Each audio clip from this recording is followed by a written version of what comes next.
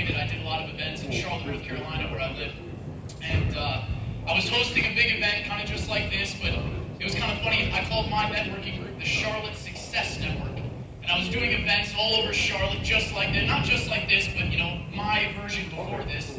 And we were doing an event, and I was planning an event of 1,500 people at a coliseum there, or the college auditorium there. And I had a gal that worked with me, and she knew Jim. Well, nice to meet you, man. I didn't know Jim yet, so I'm speaking at an event just like this. We only had about 50 or 60 people. There was kind of a preliminary event to get to the big event. And so I'm speaking in front, and I see a gal friend of mine, Donna, walking in from the back, and she's with another guy, Jim, who I hadn't met yet. And they sit down, and they're watching, you know, the speaking stuff, and I had a couple speakers there, and I'm not gonna lie, it was a terrible event that day. And we had a really bad speaker. It was really boring. It was an awful first impression for Jim, probably. But anyway, needless to say, Jim comes up to me after the event and says, "Hey Josh, I saw a video of yours on YouTube. I see what you're doing. You know, I want you to see something I'm doing. You should check this out." And I'm like, "Wait a minute." He goes, "Well, I live in Sacramento. I flew here to meet you." I said, "Well, wait a minute, man. So you flew all the way out here to Sacramento to see what you just saw? Sorry for that. Unfortunately, so I apologize. You flew out here to have to sit through this terrible event I just did." But Jim said, "I have this idea, Successful Thinkers. Here it is. Here's what it was." And he showed me this one-page website with these videos of people getting to know each other, interviews with Jack Canfield, who we all know here, and the concept that he had, the culture that he had, the community, the vision, the dream. I understood it. I was trying to do it. I couldn't. I didn't have these missing pieces that Jim had.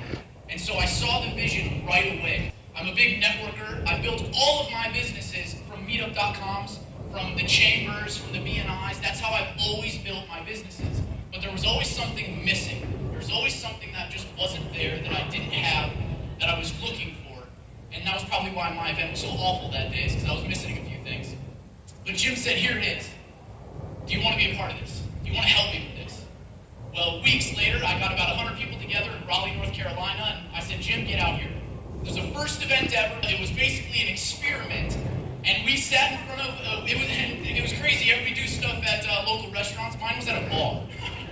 So mine was no joke in the middle of a bar/nightclub. I'm 25, so I was like, "Hey, let's do it at a nightclub." So a bar/nightclub where music was playing, and there were people hanging out at the bar, and there were people there dancing, and like at the bar, and there's 100 of us successful thinkers doing an event, speaking, and we had all this stuff, and we were basically just kind of experimenting. And so we pulled it off, and it was a success. And a lot of you guys, if you go on YouTube and you go to the Successful Thinker page, you can see videos from the very first Raleigh, North Carolina event where we were just trying this thing out. So I want you guys to give a big round of applause for yourself, because this is what it's turned into, and it's not because of me or Jim, it's because of you guys. So a big round of applause for that. So it's exciting to see this little baby idea, this dream, this little baby idea, but a big dream and big vision turn into something that, you know, I would have never dreamed that something like this would have happened without people, you know, getting paid, without people, you know, getting really something out of it other than just real recognition, real leadership, a real following. Before I met Jim, I'll say that I was somebody, but I really was nobody. And I really bring it back to anybody that was at that 2009 event. That event made me somebody. I was already making money. I was already a success, but nobody knew who I was. Nobody knew my name. I wasn't speaking on big stages. I would have never thought I would have spoke on a stage with Rudy Rudiger, or much less a multi-millionaire, or authors, and all these people. That event, that Successful Thinkers culture, community, and brand made me the online person that I am today, and also the offline person where people like Big Mo, I'm start calling you Big Mo now. I've been hearing that. I'm like, okay, Big Mo. So I've been meeting all of these great people, and it was because of this community culture. We're in 200 freaking cities across the country. You know, we were talking today that the biggest mixer we have right now in Portland, Maine. So this has turned into something that you guys can really be proud of, and really, really know from the bottom of your heart that this is for you. This is for the little people that didn't have the chance to be somebody, that weren't the big names, that have never spoken in front of other people, that have never been recognized as somebody special.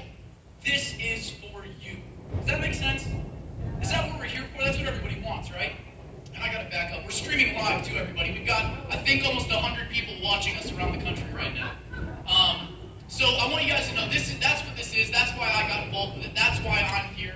That's why I bring my business here. That's why I'm a part of this, because that's really what I saw. That's what it did for me. So that's my little time. Within an hour drive of here, you can hit 26 different events. You can go to any one of these events and be recognized and be welcomed and be known. It's like, hey, I'm a successful thinker. Hey, I'm over in this chapter. Hey, I'm in that chapter.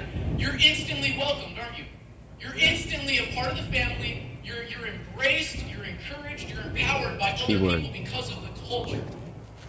Take it from me that I learned the hard way trying to go to networking groups and strong arm my way into these things and be try to be the head man on campus and try to get in there and be the one that stands out and shines just so people would know me. It was a hard thing to do.